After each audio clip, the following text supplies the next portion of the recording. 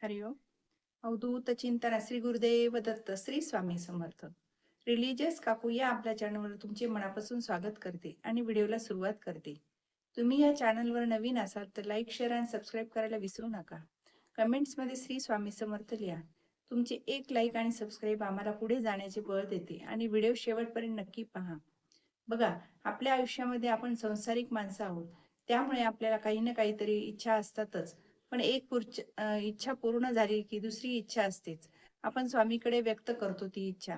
आपल्याला पूर्ण व्हावी वाटते. ती पूर्ण होण्यासाठी आपण खूप प्रकारची सेवा करतो आणि त्या सेवा केल्या नाही तर काही लोकांना अनुभव येतो की काही लोकांना येत नाही. तर बघा, आपण कुठलीही सेवा करतो, स्वामी महाराजांची असो किंवा एखाद्या व्रत कैवल्याचा असो किंवा मंत्राचे पठण असो किंवा पारायण असेल, याची सेवा पूर्ण तत्वाकडे जाण्यासाठी एक गोष्ट करणे खूप महत्वाची आहे.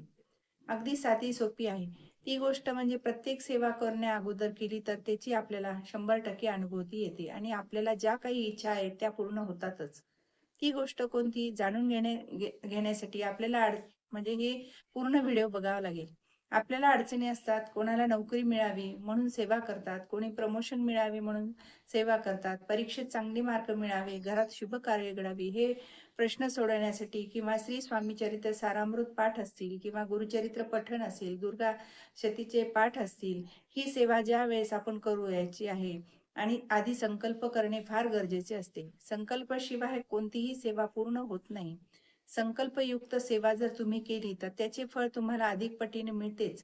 छोटी सेवा असोत किंवा मोठी सेवा असो, तुम्ही संकल्प सोडून पूजा करावी व सेवा करावी. कारण ही गुरु इष्टदेवतेला शब्द दिलेला असतो की मी ही सेवा करणार आहे. आपण त्या सेवेला बांधील राहतो. त्या नियमाला धरून जर तुम्ही सेवा केली तर तुम्हाला 100%च गुण मिळतोच त्याचा. आणि ज्यांना अनुभूती येत नाही त्यांनी म्हणजे तपासून पहा. आपण सगळा नियम अटी पाळून सेवा करतो का? आपले कुठे चुकते का? आणि असं असेल तर तुम्ही समजून जा की आपलं कुठेतरी चुकलंय, आपल्याला अनुभूती आली नाही म्हणजे. स्वामी महाराज आपल्याकडे लक्ष देत नाही असं तुम्हाला वाटत असेल, पण स्वामी महाराज तसं कधीच करत नाहीत. कोणाचंही एक माळ सुद्धा जपाची ते ठेवून घेत नाहीत. त्यांची परतफेड करण्यासाठी ते 100% पूर्ण आपल्याला फळ देतातच. स्वामींना माहीत असते की तुम्हाला कधी द्यायचे, केव्हा द्यायची ती गोष्ट तुम्हाला योग्य आहे की नाही. त्यामुळे घाई करू नका किंवा सेवा झाली की लागलीच त्याचे फळ मिळालेच पाहिजे. कोणाला आज मिळते तर कोणाला उद्या मिळते. कोणाला आज अनुभवती, कोणाला उद्या येते. स्वामींवर विश्वास ठेवा आणि प्रार्थना करा. स्वामी महाराज, माझ्याकडून जेवढी सेवा करता येईल तेवढी तुम्ही करून घ्या. ह्या सेवेमध्ये कुठलेही अडीअडचण येऊ देऊ नका.